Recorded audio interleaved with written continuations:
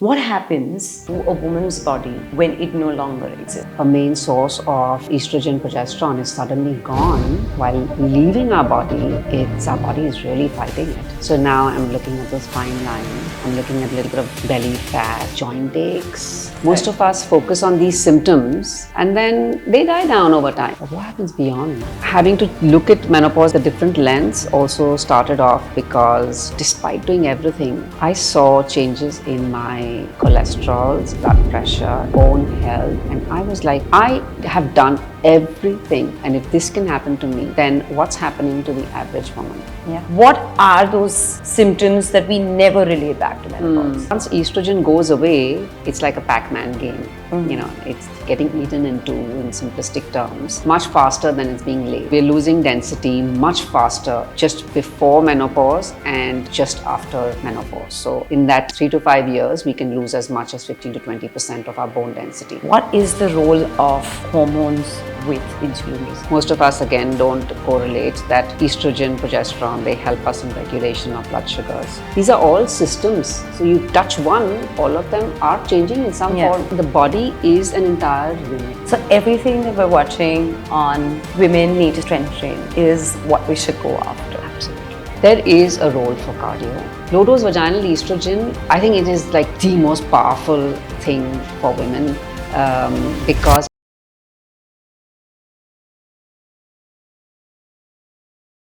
in India, the average woman hits menopause by the time she is 46 years, which is much earlier than the global average. 1 in 5 women hit early menopause, that is sometimes around in their 30s or 40s, again, higher and earlier than global average.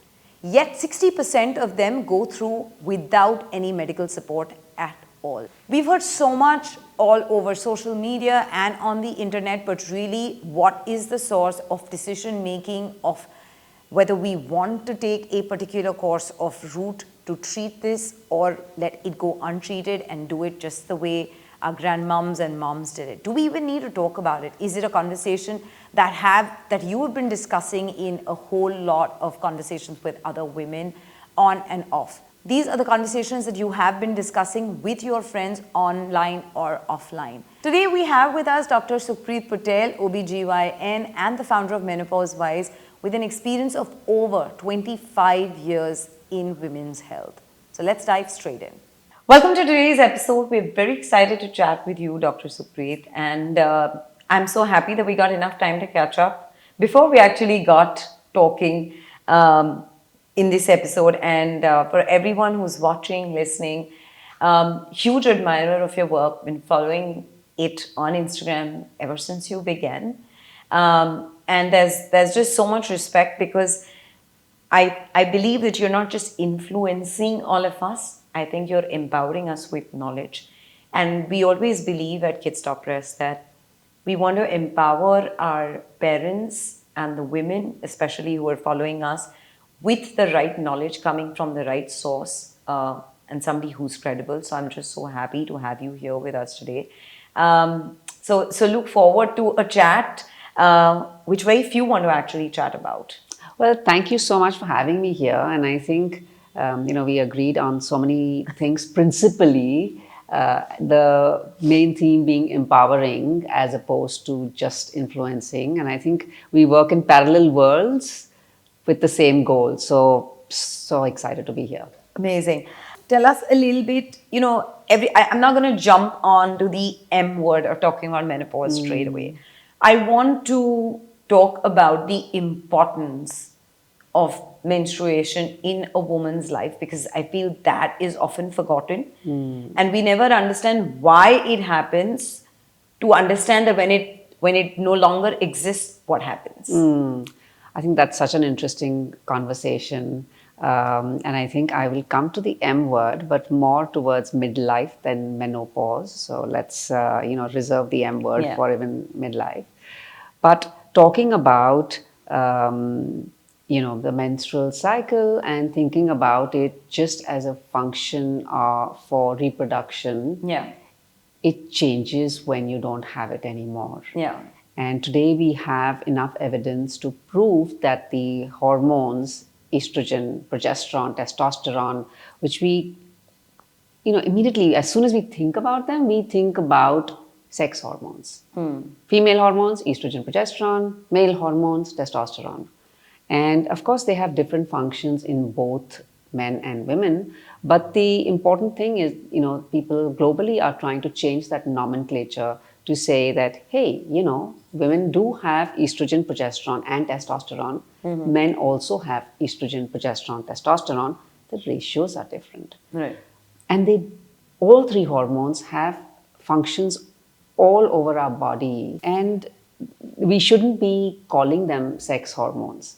The reason I'm talking about this in relation to the menstrual cycle is because the impact of estrogen, progesterone, testosterone is a menstrual cycle for a woman. Yeah.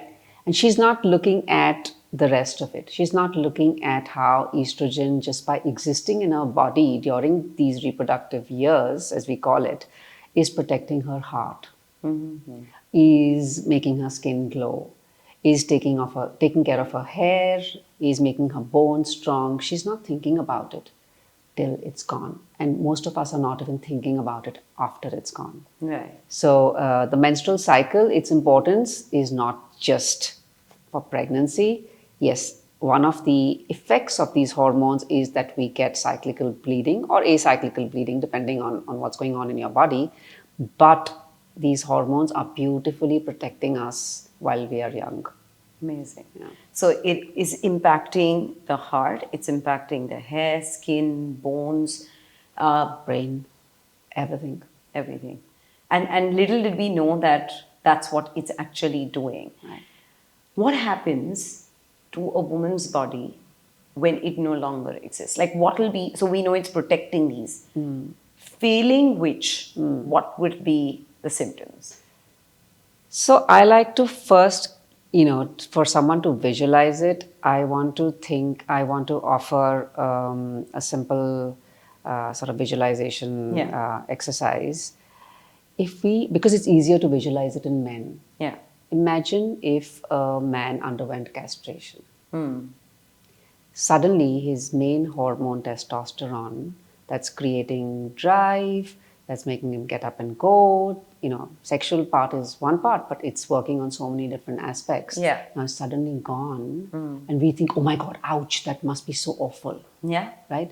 Now imagine that happening to a woman. Her main source of estrogen, progesterone is suddenly gone. It happens slowly over time. Yeah. For some, it's acute because they undergo surgical procedures. But for most of us, it's natural and it takes a few years. But while leaving our body, our body is really fighting it.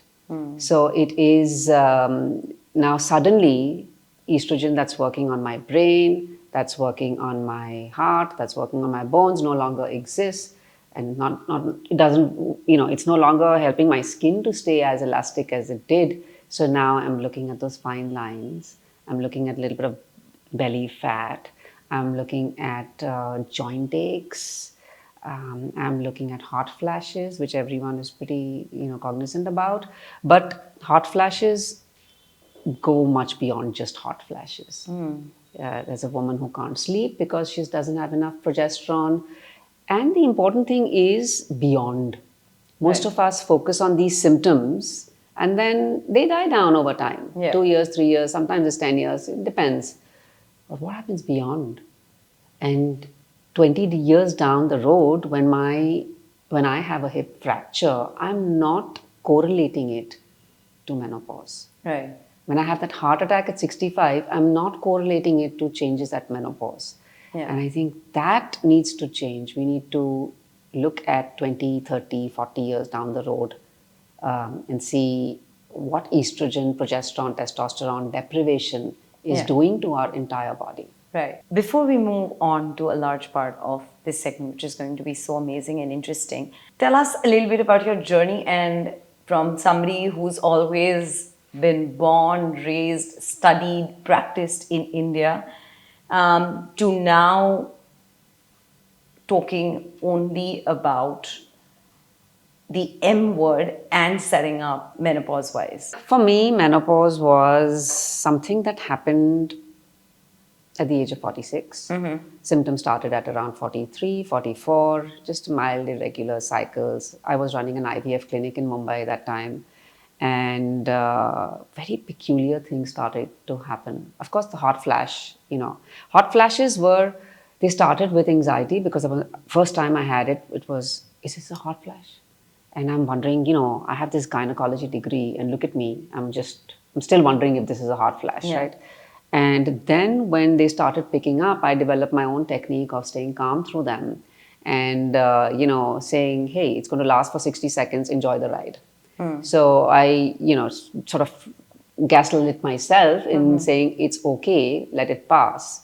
Of course, by then I knew it will impact my bones and my health in all ways. So I was doing everything possible. I was eating super well, I was exercising, lifting weights, doing it all. But there were symptoms that took me years to understand. Like walking in for a procedure that I've done hundreds of times in the same theater, but doubting myself that morning, how am I going to do this? And I remember talking to myself, like, what's going on? Why are you so afraid of doing this when you've done it so many times? I actually started getting back up for procedures. Like that was the amount of self-doubt that I had. But you see, at that point, I wasn't thinking this is menopause related. This is like 5 years later, my understanding of menopause has changed so much that I'm saying, oh my God, what was I doing? And I feel I was someone who was very proactive with lifestyle then. I was moving from conventional medicine can do it all to lifestyle can do it all. So I was like, I'm going to brave this out. I'm going to put my lifestyle in order. And I'm very grateful for that because it made me leave no stone unturned. 5 years down the road, things were changing. New statements were coming in from different menopause societies across the globe. And I started reading more about hormone therapy, what the WHI did. I also by then had a master's in public health. So my view or interpretation of papers had completely changed. Right. And that I think was eye-opening for me. I think, having to look at menopause with a different lens also started off because despite doing everything, I saw changes in my cholesterols, in my blood pressure, in my bone health. And I was like, I do everything. I have done everything. And if this can happen to me, then what's happening to the average woman? Yeah. And I think that made me dig deeper into understanding hormone therapy, understanding what I could do, understanding what I could have done and didn't. And that the best way to learn is from someone else's mistakes. Yeah. So that motivated me to spread the word and say, hey, listen, I got this wrong, but others don't need to. Right. So, yeah. Interesting that you've mentioned about, the things that you were doing so many things right, but there were so many parameters that were going off. What are those sort of parameters that a woman should look for? Like you mentioned that the hip fracture, the heart attack. What are the others? And I distinctly remember this. Our moms and grandmoms would complain of the shoulder ache and, they're like a frozen shoulder or something. And I don't think anybody had knowledge back then that it could be related to menopause. We always thought it was just overworked in the kitchen, making those chapatis, and that's what was really causing it. Right. What are those symptoms that we never relate back to menopause? So one of the most common symptoms in the South Asian population is musculoskeletal, which means joint aches, muscle aches. I still remember my mother always took a heating pad at night. Yeah. Like through the day, she would say, just give me a heating pad. That achiness. Yeah. And now there is a term called the Musculoskeletal Syndrome of Menopause. It's been very recently coined, but it puts together all these conditions that affect the bones, the muscles, the cartilages, the tendons, the entire musculoskeletal system. So it ranges from frozen shoulder to muscle soreness to delayed onset muscle soreness poor recovery post-exercise. There is a debate about whether sarcopenia or low muscle mass is part of it or not. Then again, the big one, osteopenia, osteoporosis. And osteopenia is basically low bone mineral density, but osteoporosis is when it gets severe enough to increase your fracture risk. Right. So these are all progressive symptoms, and by progressive we mean they get worse with time post menopause. Right. So the big hit starts happening. So we basically reach our peak bone mass. Maximum density of our bones is in our late 20s up to our 30s, very early 30s. Typically, like I would say, between 25 and 30. And after that, there is bone loss. So we are losing density slowly, steadily after that age until menopause. And at menopause, when estrogen walks out the door, then there is a sudden drop in bone density because estrogen creates a balance. We have some amount of bone laid down every day, some amount taken out every day. But once estrogen goes away, it's like a Pac Man game. You know, it's getting eaten into, in simplistic terms, much faster than it's being laid. Net result is net loss. So we're losing density much faster just before menopause and just after menopause. So in that 3 to 5 years, we can lose as much as 15 to 20% of our bone density. Wow. And then it doesn't stop there. So it slows down, but it continues. We continue to lose it throughout till we are gone. So something that happened, an event that happened in our, say, mid-40s or early 50s will eventually take shape of a fracture at 65 or 70. So that's what we are not correlating. Right. The other big one, which we don't correlate, is what we call the genitourinary syndrome of menopause, which is the impact of low estrogen on our bladder, the vagina, the vulval tissue, and all of that. Again, the further we go away from menopause, the worse it gets. So we are not, suddenly at 55, 60, many years after menopause, they may be like, oh, I used to wear Lycra and go to the gym all the time. Now when I wear it, I get cuts down there. Or painful sex is one of the commonest symptoms, but women are shy to ask. Yeah. And then comes the more serious effects, which are recurrent UTIs. 75, 80-year-old women or even 60-year-old women getting recurrent UTIs, not knowing, antibiotic after antibiotic after antibiotic. The whole gut microbiome gets wiped out because of recurrent antibiotics, and they're unable to correlate it with menopause. Right. It has a simple solution, but we don't know the problem, so we're not even treating it correctly. Yeah. And as soon as we get old, the frailty comes in and our immune system also gets frail. So a UTI, which at 45, I could just take a course of antibiotics and it goes. At 75, it becomes urosepsis. I'm actually in the ICU because of it. And we can prevent it. Right. So I think that is something, that happens years later. We're not looking at it early enough. Right. Another very common thing that I've noticed, and especially in a country like India, blood sugar and diabetes. And we've seen a lot of women complain of, suddenly the HB1AC refuses to drop below a 5.7 and everybody's like, but I'm not eating any sugar. Yeah. What is the role of hormones with insulin resistance? Yeah, that's a very interesting question, because I think most of us, again, don't correlate that estrogen, progesterone, they help us in regulation of blood sugars. And at menopause, a lot of women develop insulin resistance. And suddenly, as you said, doing the same things, nothing's changed. And why has my blood sugar, or why is my HbA1c out of whack? Yeah. And it is frustrating for a lot of women. And yes, it basically So changes. we can just break that down. Like, what do these hormones do to, Right.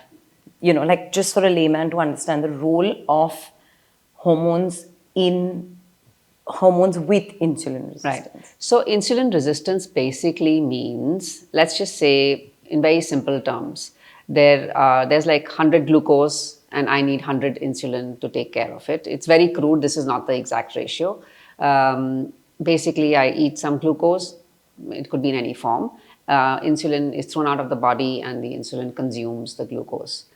And it needs receptors. Insulin needs to attach to receptors to work. So I'm insulin sensitive. When it attaches, it consumes the glucose. Now, when we go through menopause, we develop insulin resistance, which means now for taking care of these 100 molecules of glucose, now I suddenly need 200, 300 units of insulin, which is much higher than what I would have needed otherwise.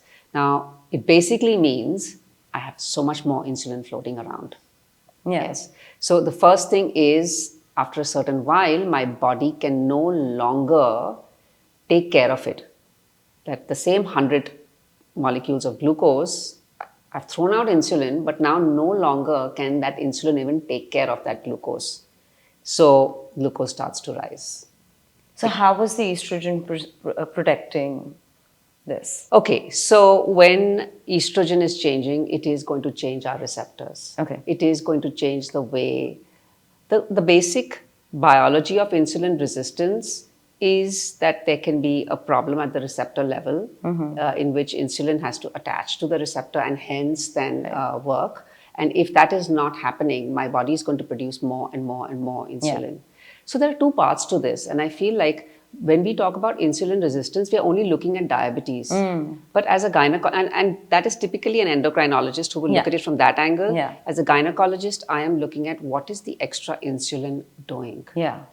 What is the extra insulin doing? Because now it's going to go and attach to everything else. Right. Yeah. So then you look at weight gain. Right. Yes, because insulin changes the way we metabolize our weight. So basically, we're looking at weight gain. We will look at how similar it is to androgens or it is to LH and how it can then become a problem with acne, facial hair. That's where PCOS comes in, right? There's excess insulin. And what does that excess insulin do? But as a gynecologist, I'm also looking at what extra is that insulin doing. The pigmentation at the back of the neck and in the underarms. It's also got other impacts, but the big one is weight. Right. And that is usually a chicken egg problem. Yeah. Is it the weight that precedes the insulin resistance? And the insulin resistance makes it harder for me to lose weight? And then I fall into that entire trap. Simple question. Should I be worried? Should you be worried? And especially because I think a large part of us growing up in the 30s and 40s today have diabetes in history. So we're always on the edge. Am I getting there? Am I getting there? Am I getting there? So should the women really be worried from just a weight gain perspective, or are we going slowly in that direction of pre-diabetes and diabetes? I think there are quite a few questions in this question. The first one being, why are we afraid of diabetes? Yeah. It's not just blood sugar is just the end result of it. What we are looking at really is what is the impact of high blood sugar, right? Yeah. High blood sugar changes our immune system, so we will become more susceptible to infections, including UTIs, getting coughs, colds. It can affect our parameters as far as our cardiovascular health goes. So we are then at a higher risk of developing plaques and getting heart attacks. It changes everything in our body, including it can change our, we can get cataracts early. So it basically impacts every cell. Right. High blood sugar is impacting every cell of your body. Right.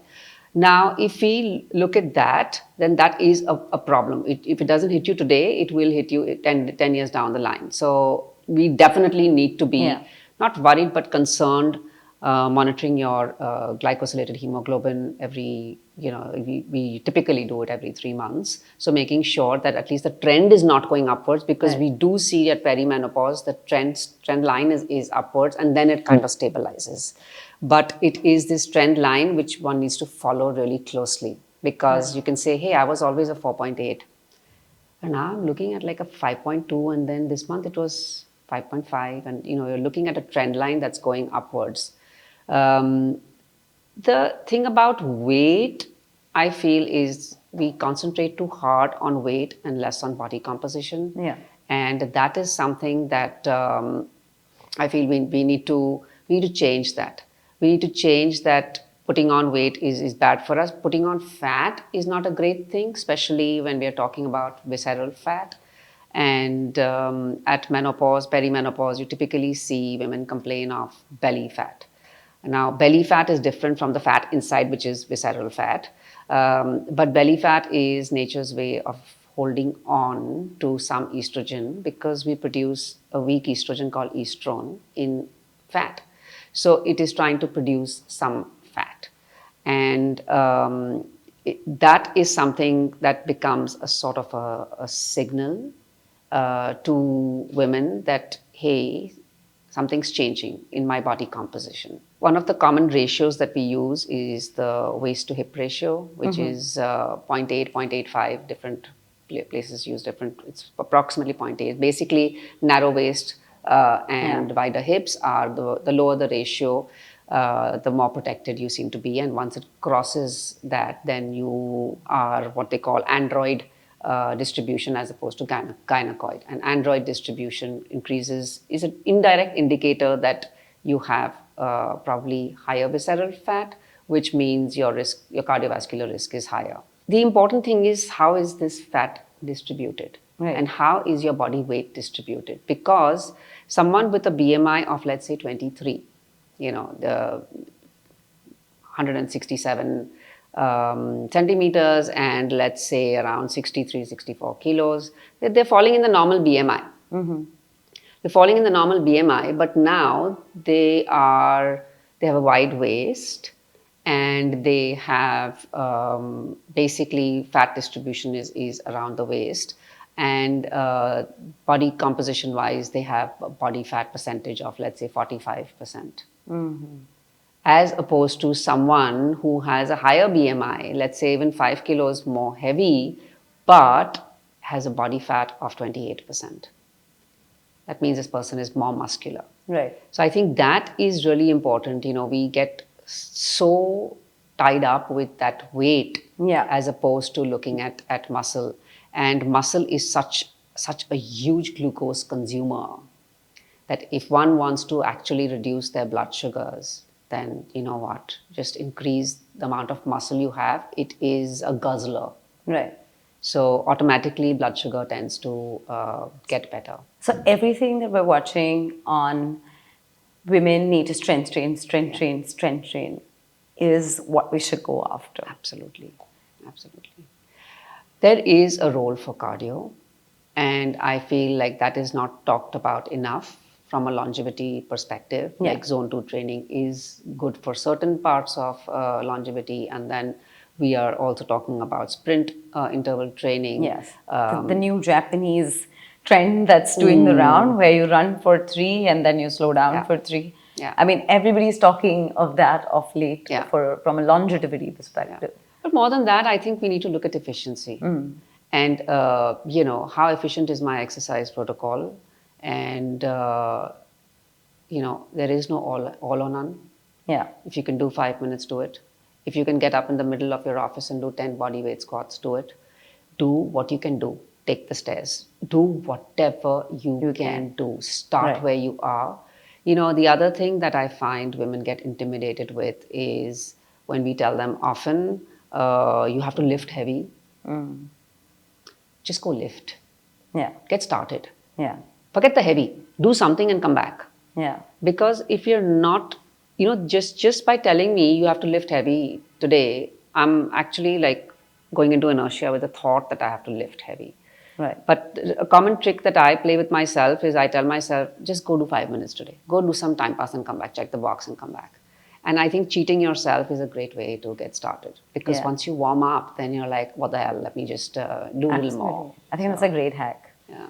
That's absolutely a great hack. That brings me to do the next question, which is something I read, and tell me if it's true or false. With girls and women getting their periods very early, childbirth is delayed. We're having fewer children as opposed to our grandmothers and mothers. are we there for pulling in perimenopause and menopause earlier on? Because that meant that, okay, if I am having 4 kids, breastfeeding for 4 years each, that's 8 years off. So my eggs are saved for 8 years, and therefore I will push menopause by 8 years. True or false? No. So it's not by 8 years. So basically age at menopause is a function of so many things. You know, it's like nature versus nurture. And we can't really, it's very hard to separate these things out in actual studies. When you do population studies, you don't know what else is going on in this person's life. Right. So there has been some data which says that, okay, you know, there can be a change, but the shift is very small. It's very small. It's not 8 for 8. That's for sure. Yeah. But there is more data supporting the fact that definitely mother's age at menopause is really important. And that I feel every mother should definitely tell her daughter, even if we don't know our mother's age at menopause, make sure you tell your daughter what was your age at menopause. Because her age at menopause will be mainly a function of that. And then there will be what else is she doing. Yeah. Like we know today, smoking makes you menopause early. It's terrible for your bones. And despite that, of course, you know, it's hard for smokers to let go. Yeah. But we know for sure there's a huge impact on age at menopause with smoking. And I feel there are modifiable and non-modifiable factors. Which of the modifiable factors can we adopt early enough? I can't change my mother's age at menopause, but I can adopt a healthy lifestyle. Will that lifestyle mean I'll menopause late? We don't have that data yet. We do know that poor lifestyles definitely bring the age on early.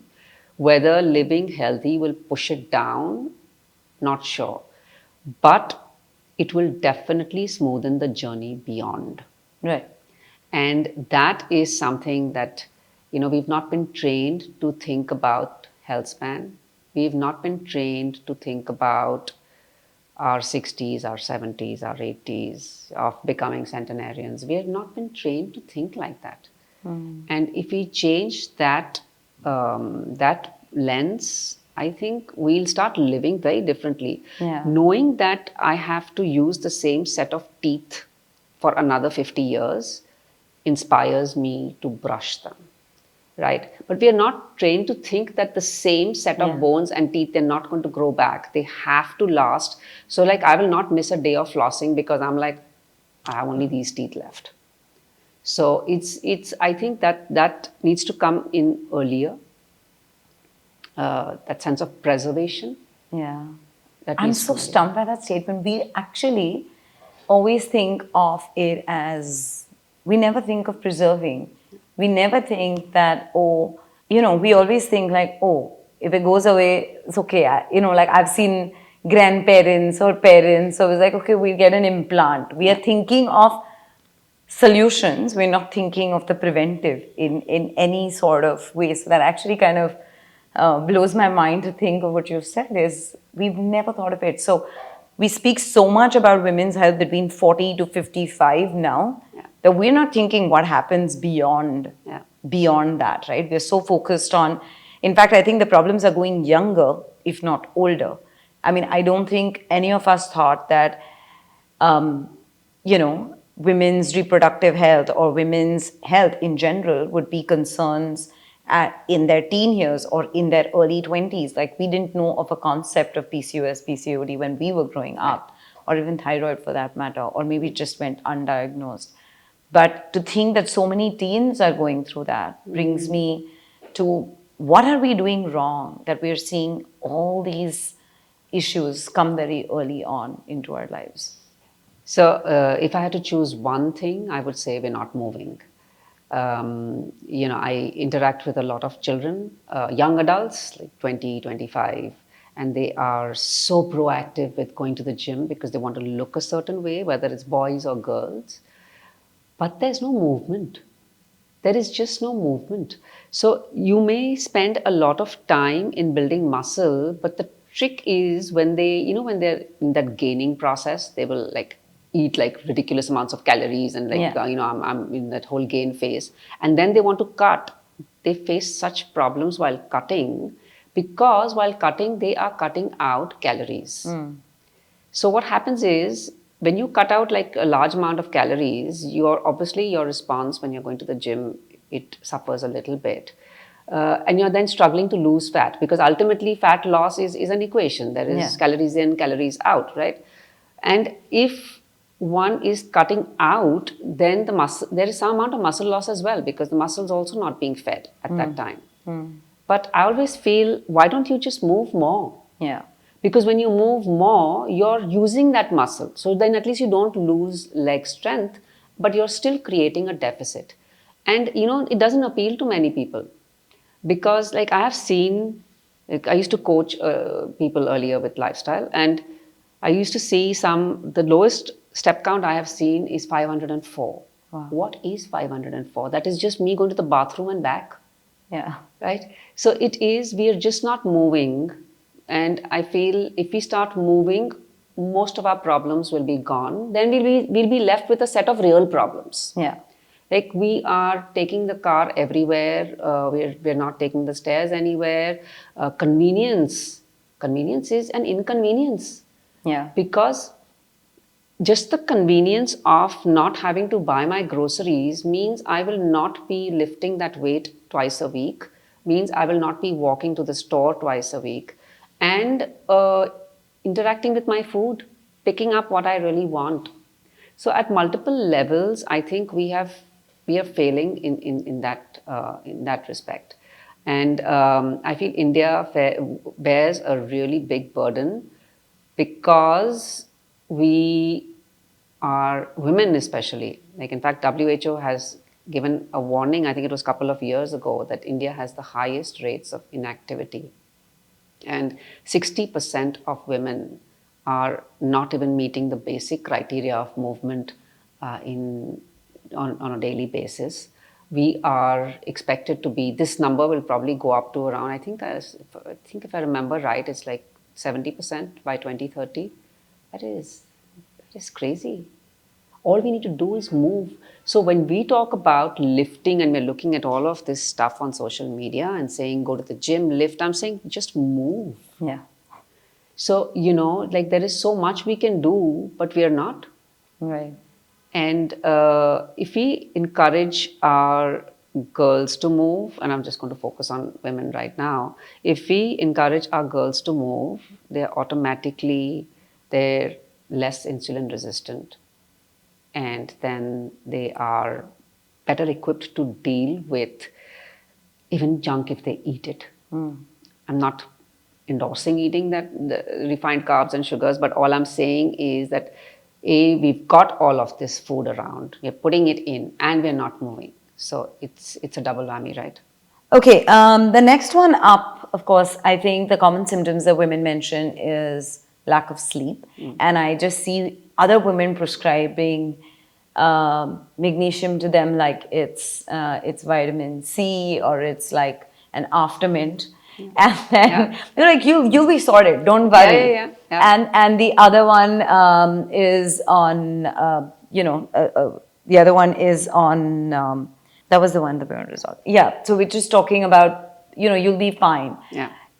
So do you want to address that Sure. disruption of sleep and what it does to women and how it, again, puts us into a cycle of overthinking and how does one address that? And I think the other one that nobody talks about is, like I've seen on one of your reels, which talks about vaginal dryness, which again, nobody talks about. Right. So do you want to address both of these? Sure. So sleep, I feel, is like, if I was to choose one of the pillars, nutrition, exercise, sleep and stress, I would say sort sleep first. Poor sleep means poor decisions. It means poor everything. So if we look at sleep, it is again something that's very multifactorial. So we are undergoing change with and without hormones. So we've seen enough 35-year-olds normally menstruating, still having sleep disturbances, right? Because that's what's happening. If you have a cup of coffee at 6 p.m., caffeine is going to linger for, half-life of caffeine is 6 hours. So if I have a cup of coffee with 90 milligrams of caffeine at 6 p.m., At 12 midnight, I still have 45 milligrams of caffeine floating around in my blood, and add another 6 hours, I still have another 22 milligrams of caffeine floating. That's how long the half-life is.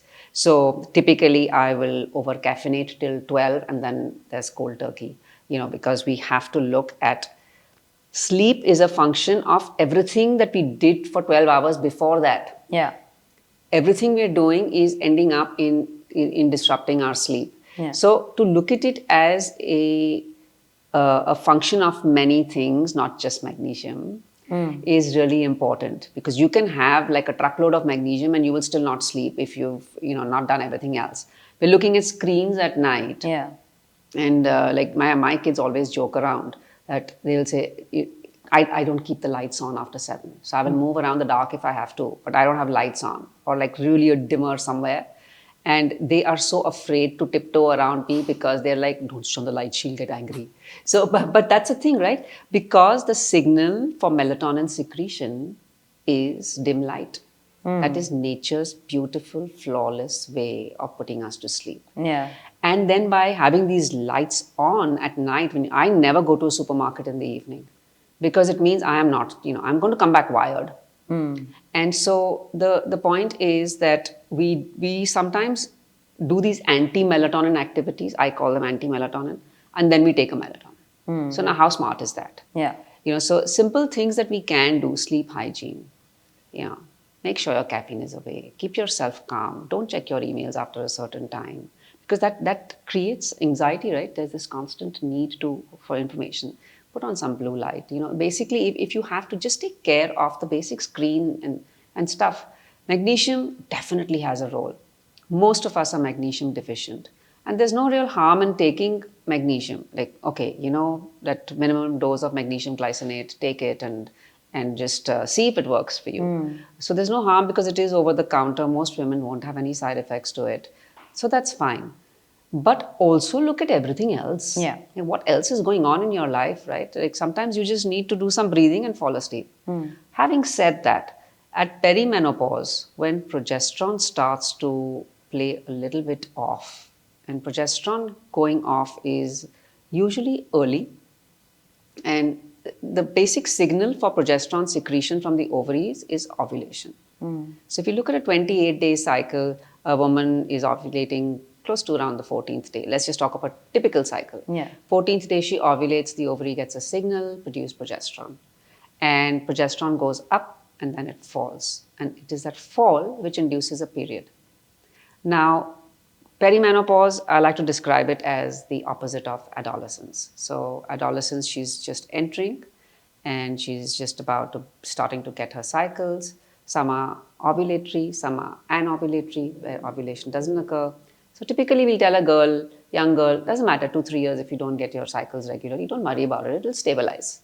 So at this end, a similar thing is going on in reverse, where there is an exit plan, right? And so the ovaries sometimes ovulate, sometimes they don't.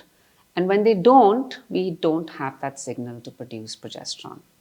Rise of progesterone doesn't occur, that fall doesn't occur, we don't get a cycle. So the period starts getting a little late, sometimes it'll be a little early. Basically, it goes all over the place. Now, progesterone is a very calming hormone. It stimulates GABA receptors in our brain, calms us, helps us sleep.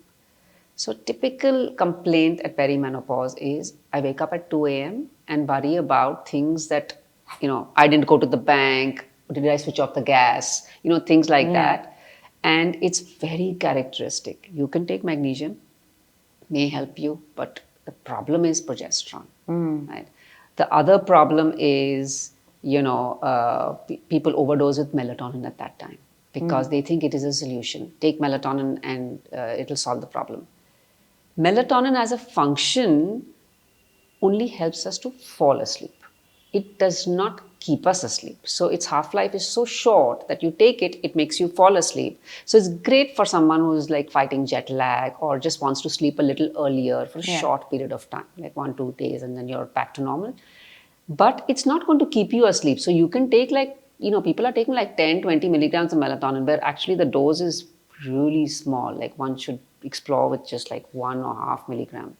And the point is that you take melatonin and you fall asleep, but you don't still stay asleep. So that overdosing on melatonin causes its own problems, because melatonin is again acting on different parts of your system, right? And we don't know long-term implications of taking that kind of melatonin. So use supplements sensibly. Just because it worked for A doesn't mean it will work for B. Right. Consider the possibility that it is got to do with something with your periods. Woman who has finally estrogen deficiency may suffer from night sweats. Yeah. If she's got night sweats and she's sometimes putting on her sheet, sometimes taking off her sheet, sometimes AC on, AC off, drenched in sweat, obviously she's not sleeping. Yeah.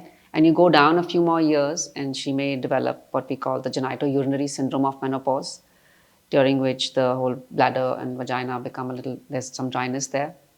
She may wake up 5 times to just pee because she's constantly feeling like she needs to pee.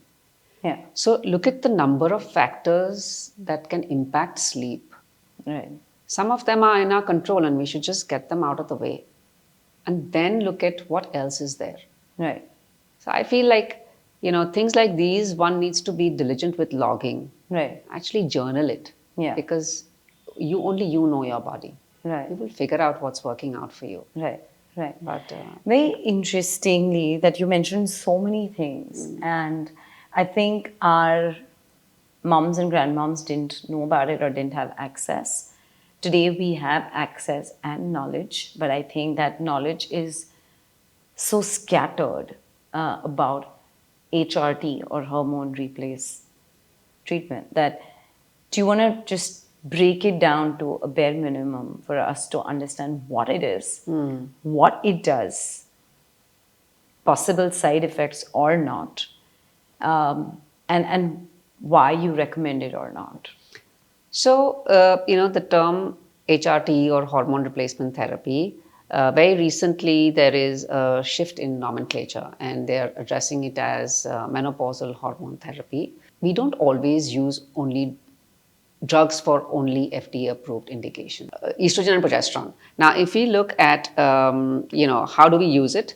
There are different formulations and there are different components.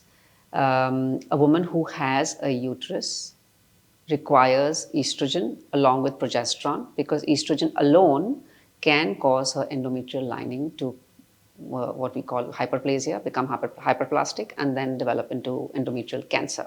So a woman on estrogen with a uterus always has been given progesterone. Woman who has had a hysterectomy, which means a uterus has been removed, she can take only estrogen. She doesn't need progesterone. Now, that school of thought is also changing now, because now we've identified that progesterone has multiple roles, including on our mood and on our sleep, our feeling of anxiety, vigilance, and hence now some women who've had a hysterectomy also, we do prescribe progesterone if she continues to not sleep and doesn't feel good. So that still remains on the table. Testosterone therapy is right now limited to women who are experiencing low libido, and maybe we can come to that in a bit. What are the advantages of taking estrogen and progesterone or MHT? One of the biggest indications is preventing osteoporosis. And the thing is, when do we prevent it? Before it happens. Yeah. When does it not happen? When they are still 45, 50, which means typically every woman should be exploring it. At least explore it. A simple test is a bone densitometry.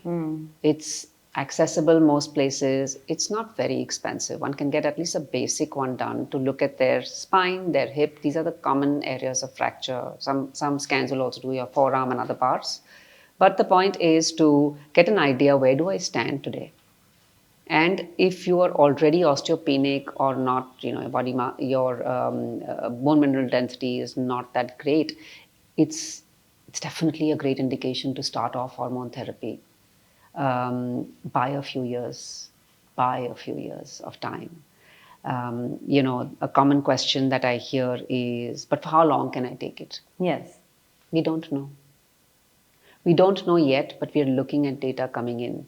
If you look at the original WHI or Women's Health Initiative study, they cut it short in, I think, close to 5.2 years. And we have that data, and it's clear that it reduced fracture risk. And it is clear that it reduced the incidence of diabetes and it reduced all-cause mortality. So we have that data with us, but we chose to focus on the risk of breast cancer. Right. Yeah. So I think breast cancer is the biggest fear amongst women. I don't want hormones. I'll get breast cancer. And I think it's important that women understand that their risk of dying of a heart attack and of a fracture is higher than their risk of dying of breast cancer.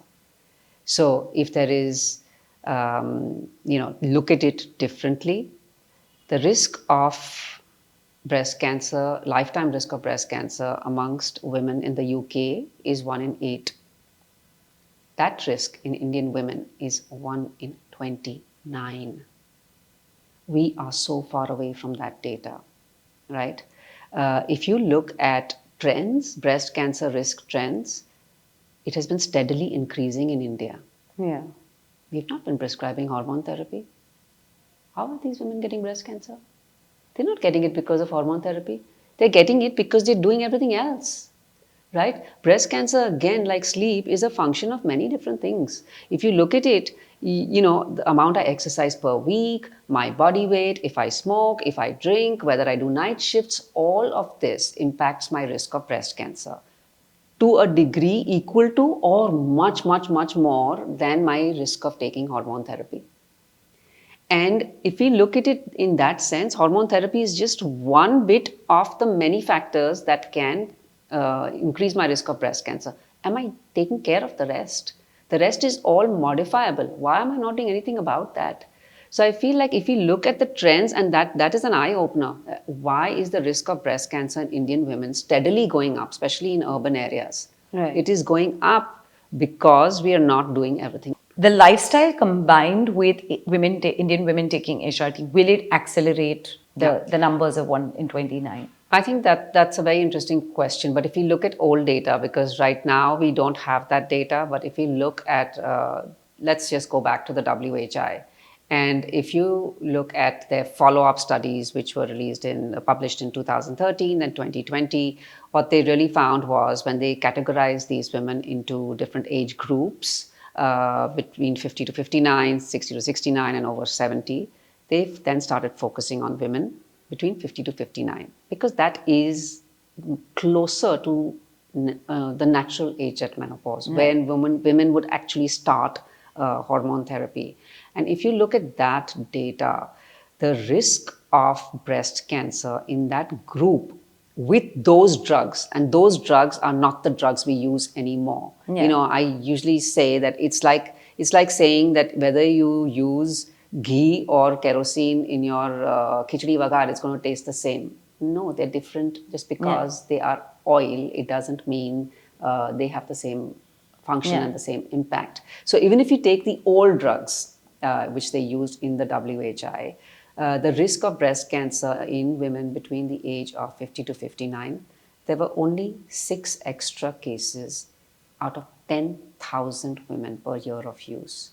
Right. That is categorized as a rare risk. Right. But if you look at the fracture risk, there were 25 less fractures per 10,000 women. There were 10 to 11 less cases of diabetes per 10,000 women. The all-cause mortality was lower in women who took hormone therapy. So the media just came out with this. There was a reduction in colorectal cancer. So why are we not looking at this data? Right. We should look at all aspects of the data. Exactly. And tell me, how is HRT given? Because I think sometimes we just dread something because we don't know the form. Right. So there are different forms. We have oral, we have transdermal, and by transdermal, it means absorption through the skin. Now, It could just be a patch. Absolutely. So India doesn't have patches yet. I'm hopeful that they will come out with it. But we do have the gel, we have the spray. Gel is very easily available. Progestrone is dispensed as an oral tablet. But both these compounds now, they're very different from those compounds in the sense that they are bioidentical. And when we say bioidentical, these are the same chemicals, the same estradiol, the same progesterone that my body naturally produced during my menstruating years. It's the same compound. Right. And by dispensing it or by using it transdermally, I am getting rid of a lot of side effects which I would have had I taken it orally. Because when I take a drug orally, it goes through the liver, it changes, estrogen changes my clotting factors, and it can increase my risk of stroke and blood clots. But when I use it transdermally, that risk goes away. So, we have better drugs, we have better formulations, we have to, and we're living much longer. Yeah. We're going to have to look at it as a 30, 40, 50-year-old plan. I'm so overwhelmed with this conversation, with the amount of stuff that is going to happen, and the very fact that I think we're all looking at it one day and 1 year at a time. The minute you said you have to look at it at 30, 40 years together, it just feels like, what's the long-term plan, right, for women's health, and how are we planning our today for that long-term plan? Yeah, I think that whole what I used to love about listening to Peter Attia is he talks very often about backcasting. Yeah. And after I heard that term backcasting, I do it every day. So every birthday, I kind of announce on my 50th birthday, I announce to my kids, now I have only 50 left. Yeah. So I've crossed midline now. And I turned 53 a few days ago, and now I keep telling them I've got only 47 left. So, and I visualize myself as a 90-year-old traveling by myself and being able to put my cabin luggage overhead while I'm traveling. So I think if I keep that goal in mind, it means I must work it out backwards, which means I have to be able to do it today if I want to do it as a 90-year-old.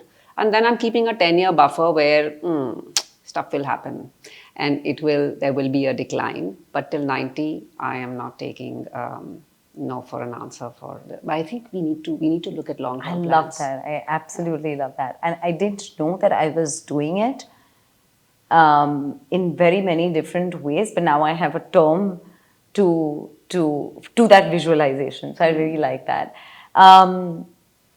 Another point that you wanted to really cover on the libido part of it. Do you want to talk about it? Absolutely.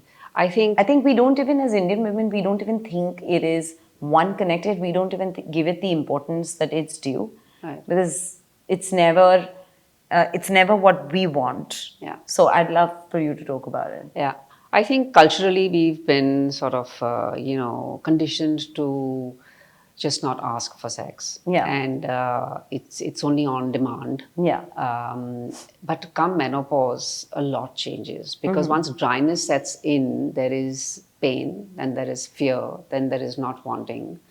And come what may, it changes the dynamic with a spouse or a partner. There is, an increasing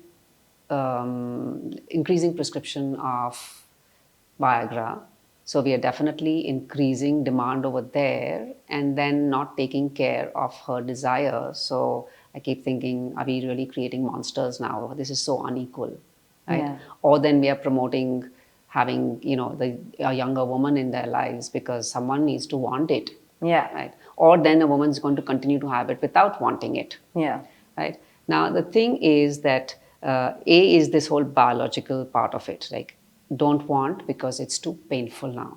And then comes the next part where there is a slow, steady decline in testosterone. It's not necessarily menopause related, but as age advances, women's testosterone declines. And testosterone is responsible largely biologically for libido. And if I have low testosterone, I'm not going to want to do it. So even if I put myself on hormone therapy and say, okay, I don't have vaginal dryness, all of that, but the switch is not going to come on. Yeah. So that wanting to, and I feel like there is a solution, testosterone therapy in very low doses, very, very low doses, 1/10 that of a man. It doesn't convert you into a man, it doesn't do it doesn't do all of that. There is a solution that one can use. Of course, one needs to correct the dynamic with their spouse. Yeah. That is like, because Yeah. there's so many things that decide libido as well. But there is a solution. And I think women need to talk more about it. Women need to address their vaginal dryness with low-dose vaginal estrogen, even if they don't want to take complete hormone therapy, systemic Right. hormone therapy. Low-dose vaginal estrogen is, I think it is like the most powerful thing for women, because it can not only prevent vaginal dryness but prevent recurrent UTIs. It can prevent a woman from being hospitalized with UTIs, and it is such a low dose that it is not systemically absorbed, so your levels don't change. It's now been there are new guidelines in 2025 which support its use even in elderly women, 70, 80. The age is no bar. Women with previous history of breast cancer who are not on certain kinds of chemotherapy, they can also be on it. So it's that safe. The dose is that tiny, but it is like, it can save so much. Right. So I feel like there are solutions. I tried to compile them all in a course recently, and I think that is like, knowledge is empowering. And if women know it, then they will ask their doctor, because women are not asking, doctors are also not asking. Yeah. Because it's down there. Sexual health is health. Yeah. We've championed mental health, and it's all over the place. Mental health is health. Yeah. But sexual health is mental and physical health. Yeah. So I think like women need to be a little more vocal about wanting sex. Right. And why not? Right. Just because one is 50, you can't write them off. Yeah. So, yeah. Also, one of the concluding questions is, do you feel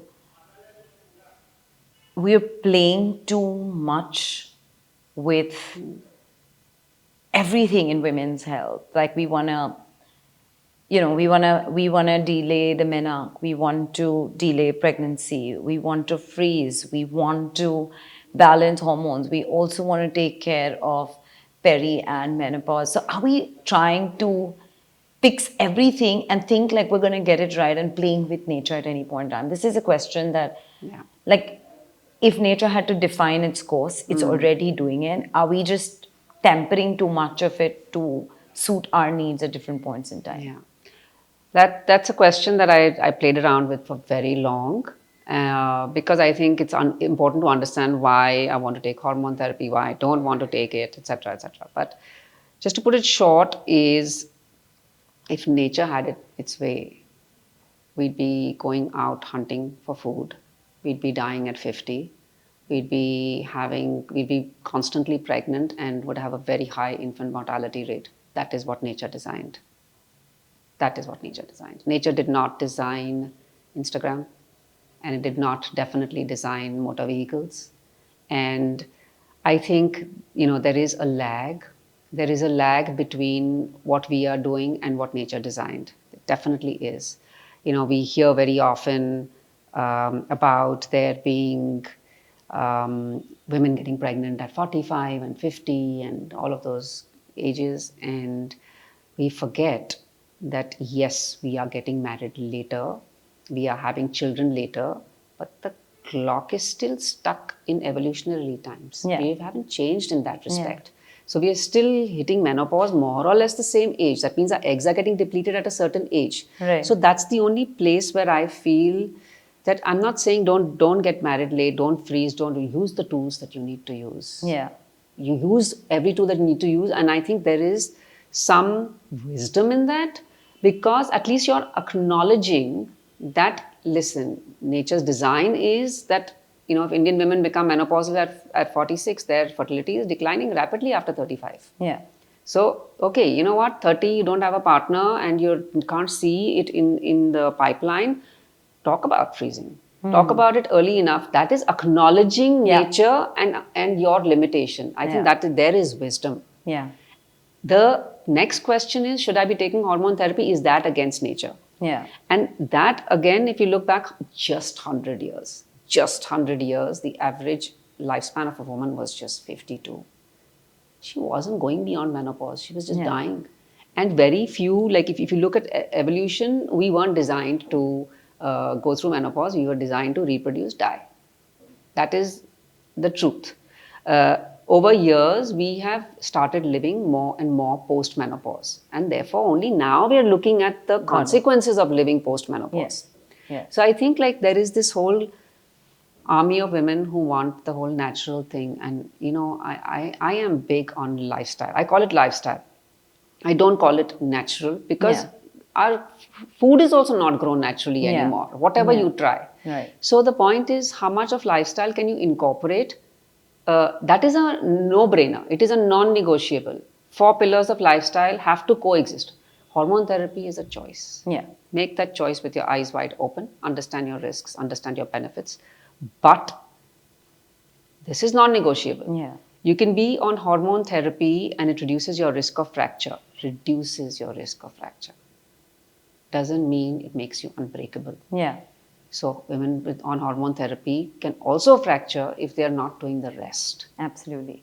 I love that. I think what we beautifully captured in this whole episode is a woman's toolkit for longevity, for pleasure, for, for all the things that she feels she is lacking in many ways. We've just normalized so many of those things. And it's so brave of you to say that, when I entered that operation theater having muscle memory, but still having lack of confidence, it takes a lot to acknowledge that.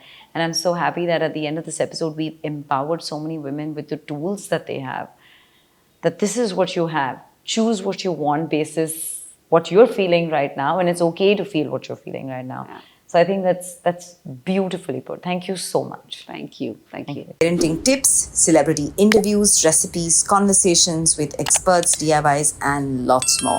Subscribe to Kidsstoppress now.